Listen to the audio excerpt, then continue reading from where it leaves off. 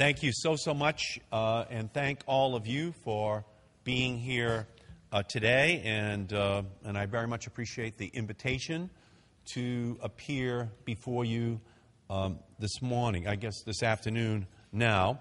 I don't know about you, I'm already missing the Olympics. That was just unbelievably entertaining on a daily basis, and the excitement was unbelievable. People were on the edge of their seats watching excessive, sometimes out of control speed that ignores the boundary of human safety. And those were just the Toyota ads in the Olympics, okay? Just absolutely unbelievable. I did spend some time watching curling. That's an odd sport.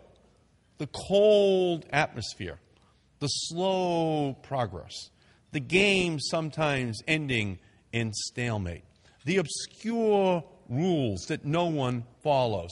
It reminded me a lot of the United States Senate, okay? And to a very large extent, that's kind of what we're here to discuss today, because there are senators who made fun of the snow that we got here in D.C., and they tried to wrongly claim that that's why global warming must be some kind of a hoax.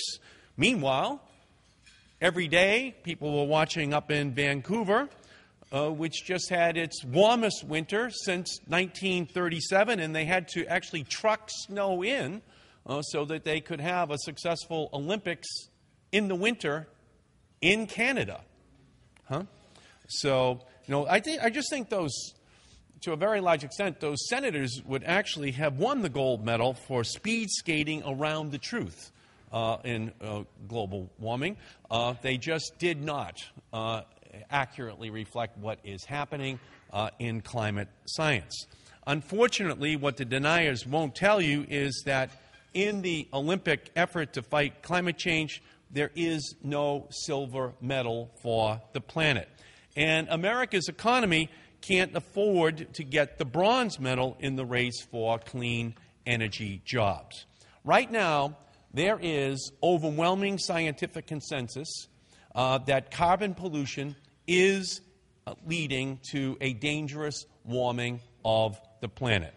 For many of the industries here today, that reality has already changed business as usual. Your companies have taken the steps to increase efficiency measures, actions that cut pollution and save money.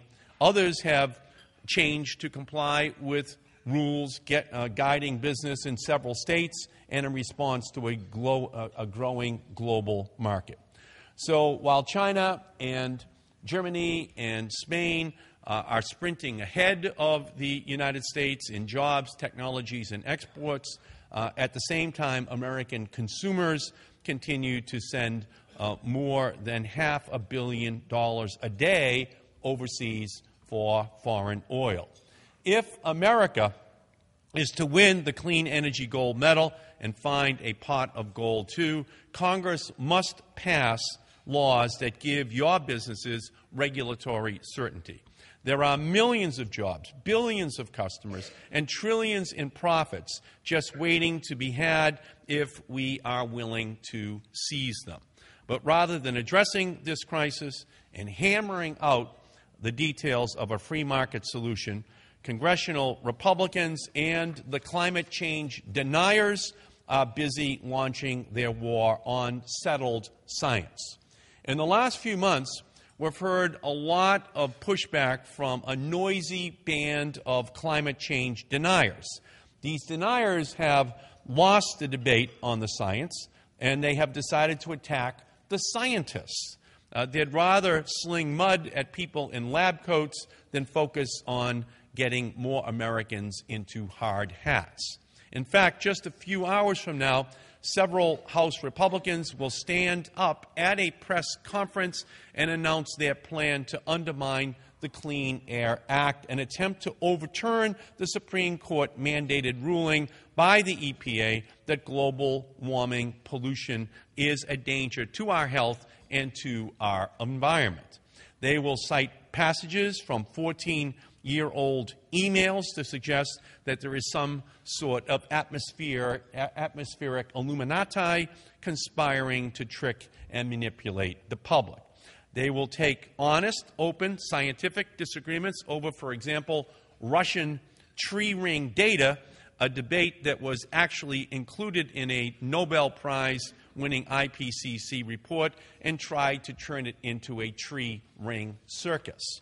The IPCC scientists have said they will create an independent review panel for their work. Now the most researched science of our time will be the most reviewed science of all time. I propose that there should be another independent panel. This independent panel would review the claims of the deniers who would rather question than answer, because they have no answers. If their contentions were actually put to any scientific analysis, they would fail across the board, because they actually cannot explain what is happening on the planet. So let me just give you, in the last analysis, I'll just give you 4 things to think about. Number 1, in the last 3 decades in a row, each in turn has been the hottest decade on record. 1980 to 1990 was the hottest decade on record until 1990 to 2000, which became the hottest decade on record, until 2000 to 2010, which became the hottest decade on record. These are facts. These are facts reported to us by the United States government, the National Oceanic and Atmospheric Administration. Through Ronald Reagan in the 80s, George Bush the first, George Bush the second, these are their numbers.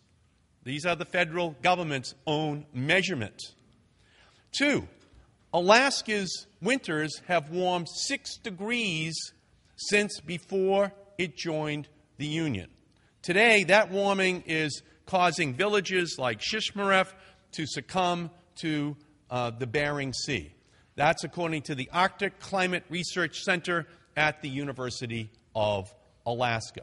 This is all since 1949 to today, a 6-degree warming in the winter in Alaska. Number 3, Northeast winters have become 4 degrees warmer on average since 1965, according to the University of New Hampshire. Boston now has Philadelphia's weather in 1965. We don't have their sports teams, thank God, but we do have their weather. And that is a huge change. Spring conditions, when flowers bloom, trees bud, birds return from the south, now arrive 10 to 14 days earlier on average than just 20 years ago. That fact comes to us from the federal government, 13 U.S. government agencies who have been studying this phenomenon over the last 30 to 40 years. Puxatawny Phil may need to start looking for a new line of work because of the outdated actual weeks in which spring is arriving in our country. These are direct observations and thermometer measurements from thousands of temperature monitoring stations in America and around the world, compiled and reported by the best scientists of our nation. Will the deniers now start saying that every thermometer in the world is wrong? Do their kids now have a temperature when it runs over 100 degrees? Climate change is not a pre-existing condition for the planet, and yet the deniers refuse to agree that we will need preventative medicine. They say the planet is not covered under ExxonMobil's wealth care program. Those of us pushing for a clean energy future do so because we listen to the science. We listen to paleoclimatologists, while the deniers listen to Sarah paleontologists. It's just two different schools of science that are being relied upon. We can all laugh at the deniers for being wrong about the problem, but our economy can't afford to let them delay action on the solutions. The chance of this generation is to lead the world in clean energy jobs and technology that will jumpstart our economy. And we've already seen signs of this clean energy revolution. We know the clean energy revolution is coming because the first shots have already been fired. I represent the congressional district where the shot heard round the world was fired, and it is said that Captain John Parker, the commander of the Lexington Minutemen, told his men that day that if they mean to have a war, then let it begin here. So I would say to you, if there's going to be a clean energy revolution, let it begin here in the United States. Let us send this signal to the Chinese, to the Indians, to the Germans, and others that we intend to be the leader. In 2008, for the first time, the greatest amount of newly installed electrical generating capacity in the United States was wind energy. Then in 2009, that trend continued, and America built nearly 10,000 new megawatts of wind energy, increasing our total wind capacity by 40% in a single year. That is 2009, and taking us to 35,000 total installed wind electrical generating capacity in our country. So we went from 25,000 to 35,000 in just 1 year. And in 2008, we had added 8,400 new megawatts of wind. Those are huge numbers, and they are going to continue into the future. This occurred despite projections that a recession would result in a 50% drop in wind installations. Instead of winding down, wind wound up winning big. Solar. 10 years ago, America had a total of 350 megawatts of solar electric capacity. In 2009, America installed more than 400 new megawatts of solar power in a single year, bringing the total to 2,000 megawatts. On average, new installations have grown 40% every year for a solid decade. Technological developments are increasing the efficiency of photovoltaic cells, while manufacturing scale is driving down prices. Average industry projections have us reaching 13,000 megawatts of solar photovoltaic capacity by 2015. If we're conservative and assume growth rates level off shortly after that, when the investment tax credit is scheduled to expire, then we can reasonably anticipate solar photovoltaic capacity will increase to 30,000 megawatts by 2020. Add that to the 10,000 megawatts of utility-scale concentrated solar plants that are in development, and we could easily have 40,000 megawatts of solar online by 2020. In 2009, 2 projects broke ground in Texas that will supply 150 megawatts of biomass power. The biomass industry believes that this will continue producing 1,500 more megawatts of electricity by 2020, mostly in southeast United States. In geothermal, it was targeted for which was targeted for termination from 2001 to 2008, a surprise considering it involves drilling into the earth. But because of the Recovery Act and the 2007 Democratic Energy Bill, the technology is once again heating up.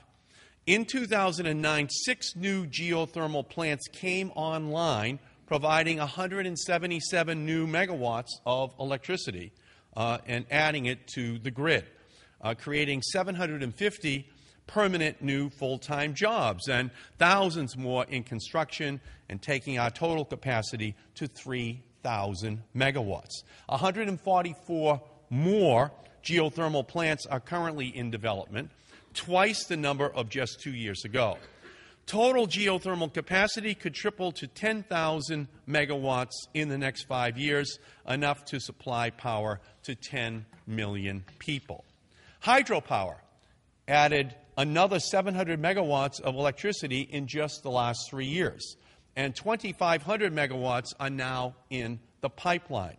With thousands of existing dams around the country currently not outfitted with any new power generation, adding an additional 60,000 more megawatts is achievable between now and 2025. That comes from the American Hydropower Association. That's who is talking about that. That's 60,000 megawatts of hydropower. Just think of the old dams with new equipment added to it in terms of efficiency. It's a lot of jobs. It's here in the United States. It's going to make a big difference.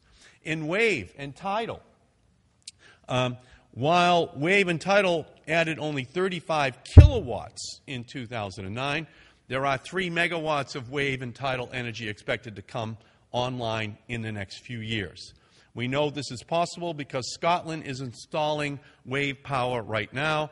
The Scots stopped looking for the Loch Ness Monster and instead started installing undulating sea snakes to generate 2 megawatts of wave energy, increasing to 20 megawatts or more in the future. We can use the same Atlantic Ocean waves on our side of the pond to create hundreds more megawatts here, and we don't need Scotland Yard to help us to find the places where we will do it.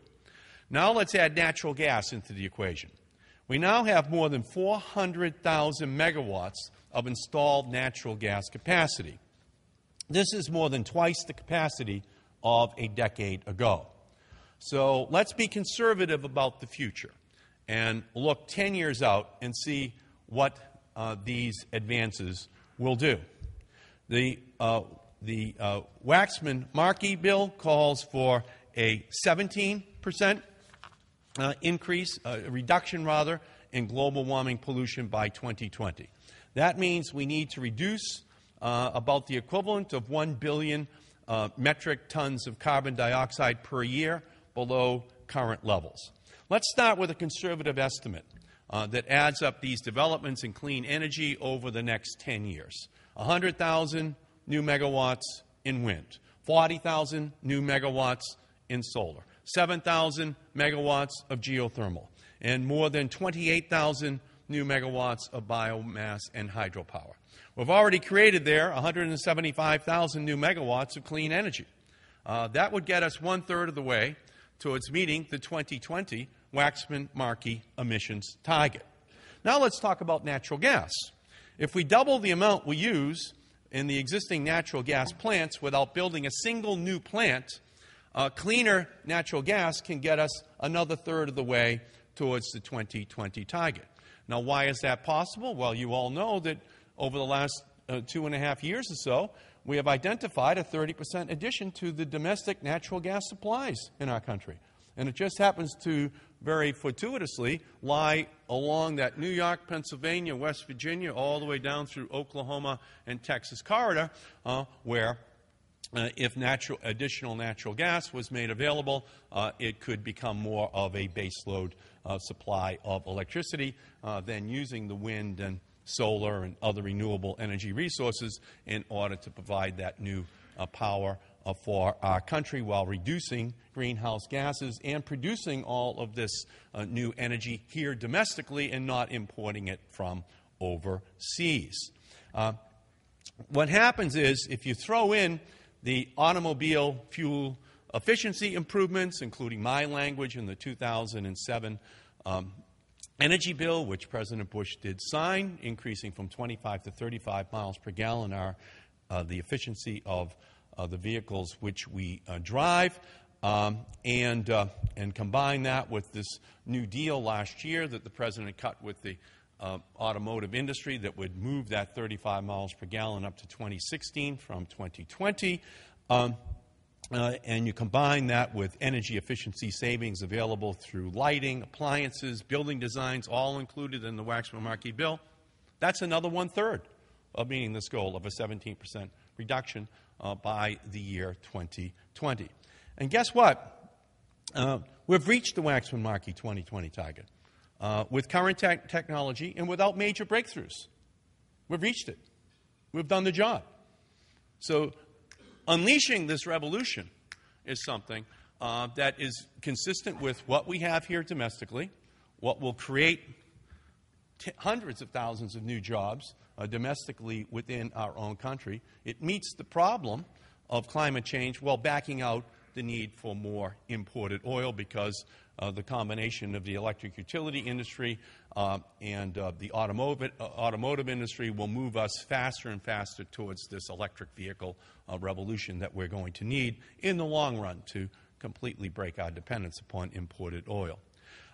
These developments will continue because of the policies of the Democratic Congress that we put in place in order to advance these technologies.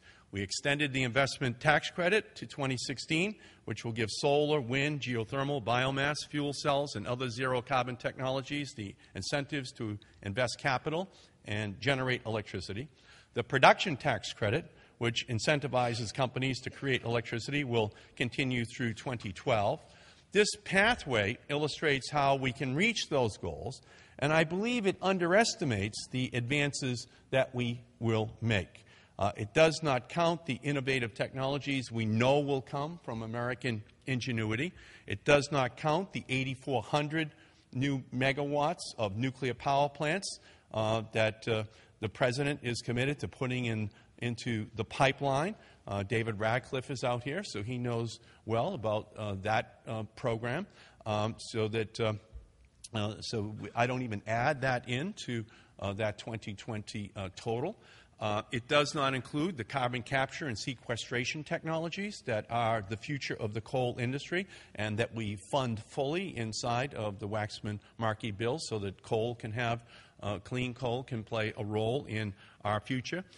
It assumes that we're still refueling our cars at the gas pump rather than on a new smart grid. We don't even add that in. We're only looking at it from a hybrid technology, not an electric vehicle technology perspective, and the numbers that I'm giving you towards the 2020 goal. It assumes no reductions from saving forests or agricultural advances.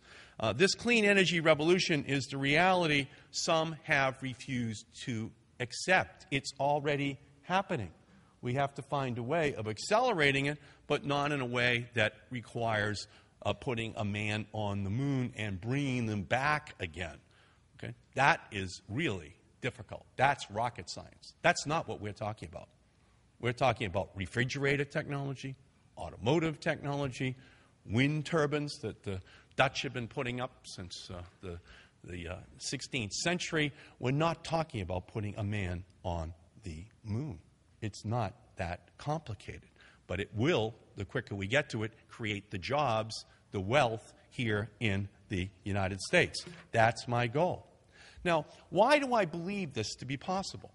The reason I believe this to be possible was that back in the 1990s, I was the chairman of the Telecommunications Committee. And I put together a 3-bill strategy to basically unlock another industry that was unfortunately still locked in a rearview mirror perception of technology and what was possible. Those 3 bills were the 1990 Cable Act, which what I did in that bill was to make it possible that the 18-inch satellite dish industry could be born. I believe that there should be competition with landline cable that would basically give consumers more options and create more jobs in that industry while forcing the cable industry to innovate more quickly because it really wasn't doing so. That passed in 1992. In 1993, I moved over 200 megahertz of spectrum so that we could create a 3rd, 4th, 5th, and 6th cell phone license in the United States. Until 1993, there were 2 cell phone licenses. They were analog, and it cost 50 cents a minute. And it was the size of a brick if you wanted to carry it around. Not many people had one. By 1996, 97, The 4 new companies had come into business in each marketplace. They all went digital. They all dropped their price to under 10 cents a minute. The first 2 companies switched over to digital, dropped their price to under 10 cents a minute, and it now makes it possible for someone at every single table in this event to be looking at their BlackBerry right now and not paying attention to me. And I'm very proud of that. I'm very proud of that revolution, okay? I think it's a huge advance in civilization. And what we're going to try to do is add in, with this smart grid technology, additional information. You'll be able to look down and basically be able to check how much electricity is available for your car tonight when you plug it in, whether or not your computers are on or off at home, your electricity, your air conditioning, all of your other appliances. If I do this right in this revolution, people will be able to sit at speeches I give in 10 years, and they'll never have to look up again. Okay, they will be able to check everything, every bit of information, including all of their energy information. That's what I'm working to do, okay, to combine these 2 revolutions. And all of you here know that the smart grid revolution is ultimately a product of the 1996 Telecom Act, where finally my provisions were signed into law, where, believe it or not, in February of 1996, when President Clinton signed the bill, not one home in America had broadband. February of 1996. You fast forward 10 years, and the conversation is Google, eBay, Amazon, Hulu, YouTube, Twitter, Facebook, thousands of companies, millions of jobs, branded made in the USA.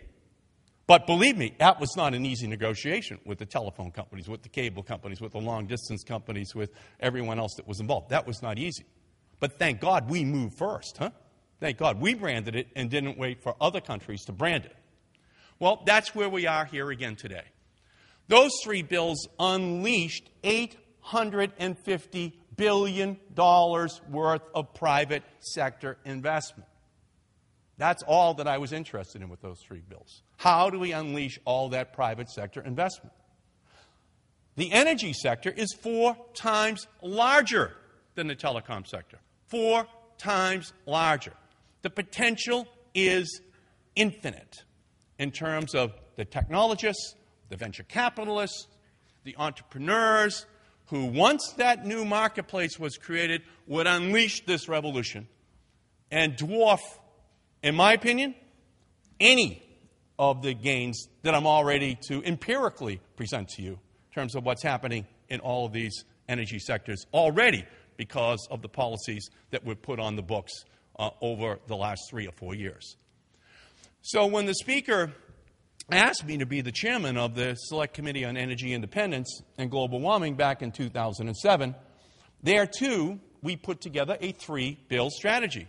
The first bill was the 2007 energy bill that had the fuel economy standard increases, that were moving us towards cellulosic fuel and the incentives to produce this domestically developed cellulosic fuel option. Again, looking at OPEC, looking at our dependence upon imported oil. The 2009 stimulus bill, step number 2, just 1 year ago, $80 billion put into smart grid, batteries, wind, solar, efficiency, etc. Huge success in 2009. Just huge in terms of the economic investment that unleashed. And the third bill, the Waxman-Markey bill. The bill which has an intention of creating this new marketplace that will unleash this technological revolution. So all of it, in my opinion, is inevitable. The only question for us is, how long are we going to wait before we do it? That was the only issue back in the telecom revolution, because it's all there. Now, because I have MIT just 3 miles from my house, and I would walk around MIT in the late 80s with the president of MIT, Jerome Wiesner. He would take me over to the MIT Media Lab. He would take me over to the new energy technologies laboratories and just show me what already existed, what already was possible. So I suffer from having been educated so early by Jerome Wiesner, who had been President Kennedy's science advisor back on this decision to put a man on the moon, to end atmospheric nuclear testing, and to have had him as a friend and a mentor on these issues. So I just believe that at the end of the day, that's who we are. We have 4% of the population in the world. We just have to decide where we're going to position ourselves in the 20th century as opposed to the other 96% of the population. It seems to me it should be on the side of science, of technology, of entrepreneurial spirit, of unleashing this capitalistic revolution on an ongoing basis so that we capture those economic opportunities before other countries do. That's really who we are. If we don't do that, we are going to lose, because everything else out there is our weakness. 40 to 50% of our trade deficit is just importing oil. You hear that? 40 to 50% of our trade deficit is just importing oil. You can talk all you want about China and everything else, but how can we allow that to continue? It makes no sense, especially if the Chinese are now number one in solar technology. The Chinese are number one in wind technology. Are we just going to move from made by OPEC to made in China and never had a made in the USA strategy from a business perspective? It makes no sense. We have to capture this opportunity. That's really our great moment in time that we have right now. And we can do it consistent with allowing all existing industries to make the transition to this era over the next 10 to 20 years. But if we don't, then we are going to wind up just importing all of these products from overseas. So that's our choice. That's our opportunity. That's really what we have to focus upon if we want to be successful in the years ahead. On Christmas Day, there was a man trained in Yemen who tried to blow up a plane heading into the United States. He was trained in Yemen. How many warnings do we need about what's emanating from that part of the world? How deep do we want to get pulled into other regions of the world that we really shouldn't be pulled into because of this incredible dependence upon imported oil? When do we finally put a plan in place that allows us to tell the Saudis we don't need their oil any more than we need their sand? When do we give that speech? When do we have that conversation? Do we ever have a plan to ever have that conversation with them? Or do we just allow this importation of oil to grow and grow and grow, and with it a deterioration of our geopolitical and economic strength? And are we going to allow the Chinese to just complement OPEC, and that will be our strategy for energy in the years ahead? I don't think it makes any sense for us at all. These petrodollars make it possible for the largest building in the world in Dubai to be dedicated over the last couple of months, like another 1,000 feet taller than the Empire State Building. In the same month that the Silver Dome in Detroit was sold for $565,000. That's all you really need to know, huh? About the two directions that we're heading in? Just two little numbers there, huh? What's going on in Dubai and the Silver Dome for about the price, if you're lucky, of a two-bedroom apartment in Washington, D.C., huh? In 2010. If you're lucky. They sold the whole Silver Dome, $565,000. There's your story. Okay? Are we going to have a plan or not have a plan? So we can pretend, and we've been doing it very well. We've been in denial for a long period of time. I'm heartened by what's going on in the Senate. Senator Kerry, Senator Cantwell, Senator Collins, Lindsey Graham, Joe Lieberman. They're all working very hard to try to construct legislation on a bipartisan, with Joe Lieberman a tripartisan basis. And I encourage them to continue to produce a product in the Senate. I think ultimately we will be able to produce legislation this year. Now, what makes me confident of that? Well, when Henry Waxman and I and the Speaker announced in January a year ago that we were going to produce a bill out of our committee by the end of June in 2009, every single expert on every single television program said it was impossible, we could not do it. And then when we did it, and this is what is heartening to me, on that next Sunday, every single expert on every single show went on and said that the Senate could not do it. So that's really heartening to me to know that every expert is still predicting this, because they do not understand how committed members are on this issue to work to find a solution. When a card like that is presented to the person who introduced you, that means that time for speaking for the has pretty much ended. And that if you want to have any questions and answers that are in fact made possible, that you should end right there. Thank you all for everything you do. My goal, to help all of you become very, very wealthy. Okay? That's my number one goal. I did it in the 1990s on telecom. I'm going to do it for you as well. Okay? And I know that most of you are Republicans, and I know that I'll be getting a lot of thank you cards, okay, 5 and 10 years from now when you're in your second homes down in Boca. Okay? And so good luck to all of you. I promise you that with your support, we can pass that legislation this year. Thank you all so much. Question? No? Okay, yeah. I can take a couple questions. Yeah. Any questions from anyone? Oh, a few questions over here on my left. Can you move up there? Okay. Is it on? Okay. Congressman, you didn't mention cap and trade. 3 words. Where is cap and trade headed? Well, I didn't mention cap and trade because, of course, Waxman and Markey is synonymous with cap and trade.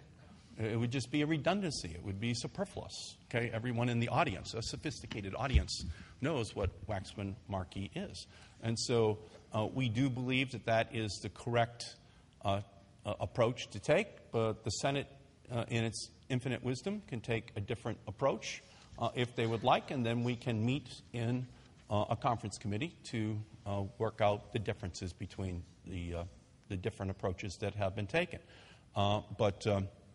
You know, we examine the alternatives. We believe it is the best approach. But in a conference committee, of course, we would be very open-minded at looking at other new and potentially different approaches that could be taken. Recent reports of public opinion surveys say that given the economic crisis we've come through, there's less and less support for cap and trade. How do you respond to that? I would say that when the public is polled on whether or not they want a new clean energy job revolution to be driven by China and Germany or by the United States, it actually polls out 80% that they would rather have it be in the United States. When the American people are polled as to whether or not they want a strategy put together to back out the bulk of the imported oil from OPEC, it turns out that 85% of Americans are willing to pay a little bit more in order to accomplish that goal as well.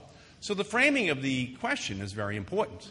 And when the President addresses the nation on this issue, I can promise you he will be talking about imported oil. I can promise you he will be talking about the creation of millions of new jobs in the clean energy sector. When we do a poll the day after that, I can also promise you it will poll out at 75%, okay? Because American people know it's time for us to move, and that they also want an answer to where the new jobs are going to come from. Where are the new job-creating sectors in the American economy? When the President makes that pitch, you'll see that the American public will respond. What part of the conventional wisdom about what happened with health care in this town is that the administration waited too long and let Congress take the lead.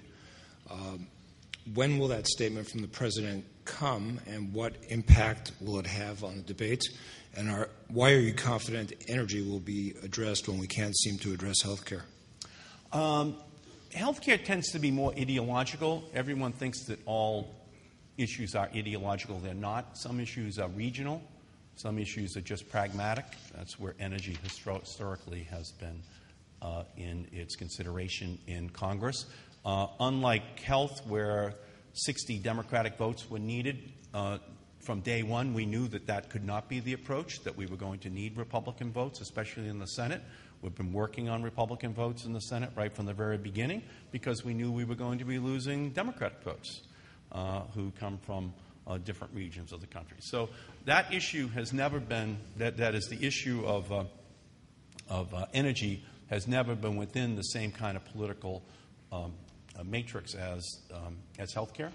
And by the way, there are many, many other issues that also fall into that category, which I don't think that people fully understand, that 59-60 vote differential is something that doesn't neatly fit much of what Congress does, and they'll see that before the end of this year.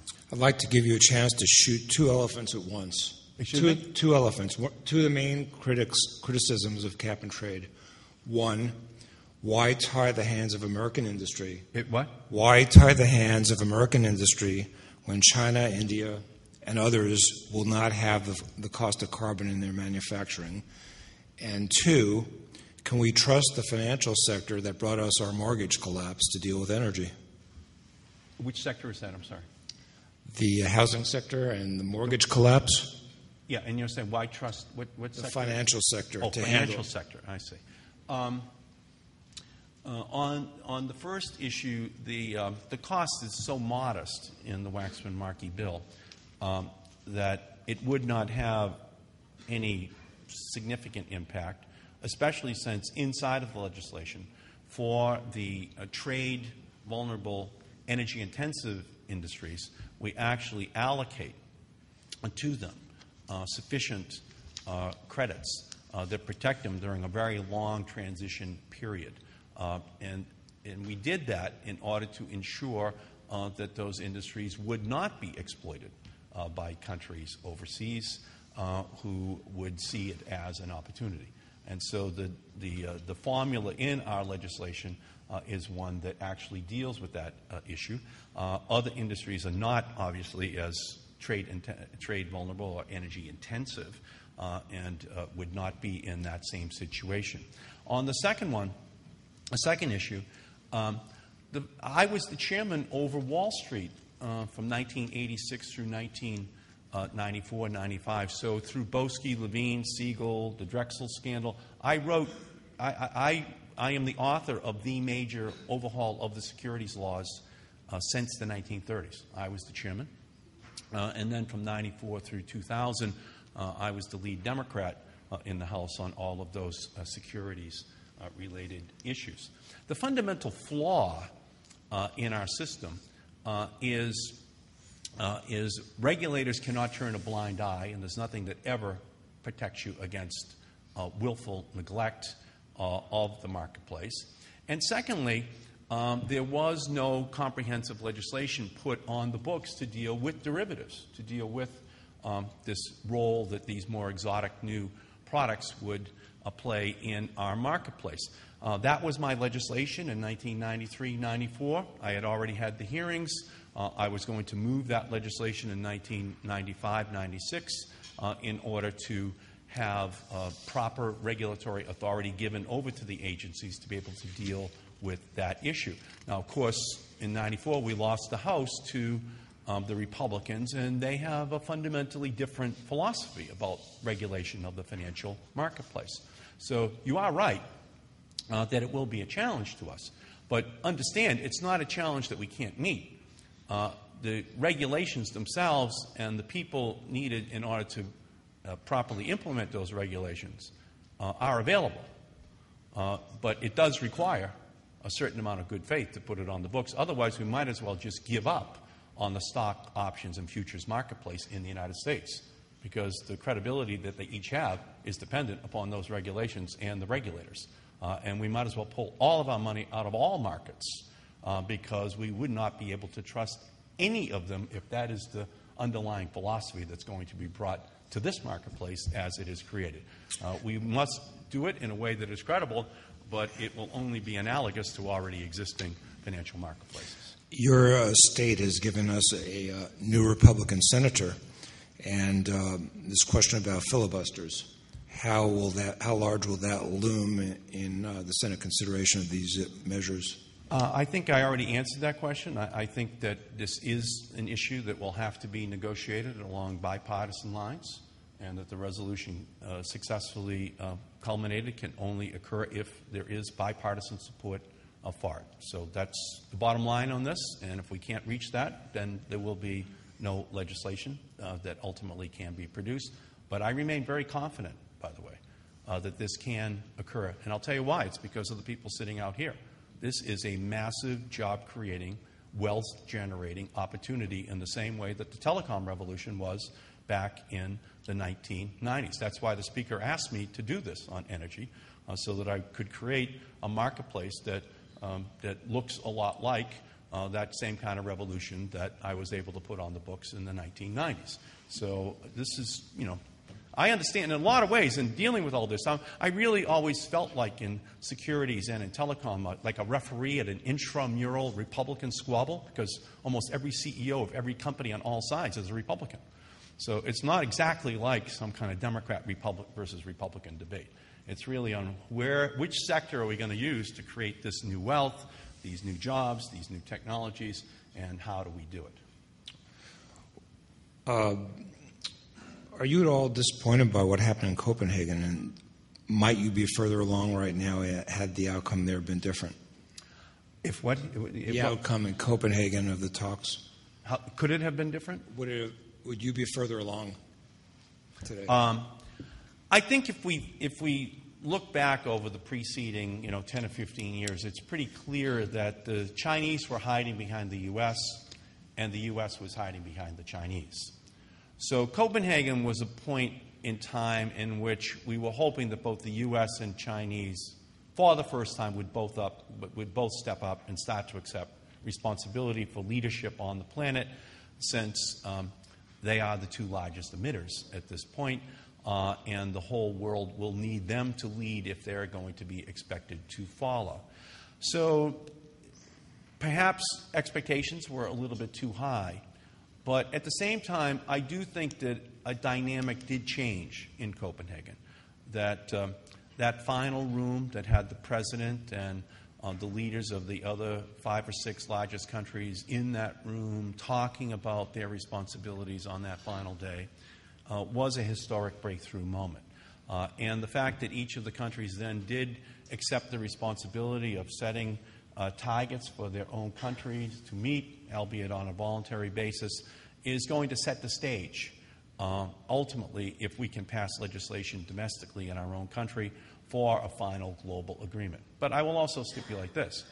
This is the single most complex, multi-dimensional political chess game of all time.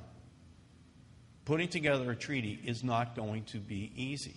And we all accept its difficulty, okay, the level of difficulty. But remember, the head of the EPA in our own country during the Bush administration from 2001 all the way through the beginning of 2007 did not testify before the Energy and Environment Committee. Can you believe that? The head of the EPA did not testify for 6 consecutive years. No one knew the name of the head of the EPA during the Bush administration. People here still know Bill Ruckelshouse's name from 30 years ago. And I'm not going to embarrass any of you and ask you to raise your hands. How many of you know the name of the head of the EPA during the Bush years? It was the single most successful witness protection program in the history of the United States. And I'm not going to embarrass any of you, and you're in the upper 1 percentile of people who should know about energy and environment policy, huh? I'm not going to ask you. I don't want to embarrass you. So, obviously, we're starting a little bit later than we should have. We're putting in place, the kind of the discussion in our country. Finally, we're having it. And we welcome it. We understand that there are going to be climate deniers out there for their own, economic reasons. But at the end of the day, China and the United States and the other countries, Brazil and India and Russia, South Africa, they will come together. We will reach an agreement. It's not a question any longer of if, only when. It will happen. And we are going to increasingly see, because of the numbers that I gave you in the beginning of my speech, that it's in our economic interest to move forward, that we can do so in a way consistent with the orderly transition of our economy, and that all of the energy is domestically produced, as are the bulk of the technologies, but for sure the workers are. And if we do it correctly, it can be a big economic success for our country. So, yeah, I'm a little bit disappointed, but it was a step forward. no question about it. It was a step forward. And the way the President just confronted these other countries, I think in the long run, is going to lead to the creation of conditions that will make a final agreement possible. On that note, thank you very much for joining us. Thank you all so much.